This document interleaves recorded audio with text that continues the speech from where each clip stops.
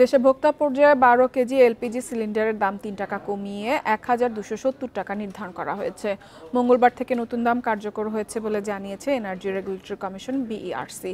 প্রতিষ্ঠানটির বিজ্ঞপ্তিতে বলা হয়, সৌদি আরামকো ঘোষিত সেপ্টেম্বর মাসের সৌদি সিপি অনুযায়ী ভোক্তা পর্যায়ের বেসরকারি এলপিজির মূল্য সমন্বয় করা হলো।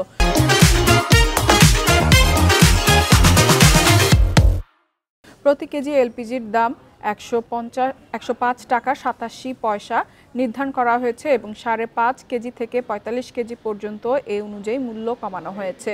এর আগে ৩ আগস্ট ১২ কেজি সিলিন্ডারের দাম ৯১ টাকা কমিয়ে ১,২৭৩ টাকা নির্ধারণ করা হয়। বিইআরসি জানায়, গ্যাসের পাশাপাশি বাড়ির গ্যাসের দামও কমানো হয়েছে। এ গ্যাস প্রতি লিটারে ১৩ পয়সা কমিয়ে নতুন দাম ৫৮ টাকা ১৫ পয়সা নির্ধারণ করা হয়েছে।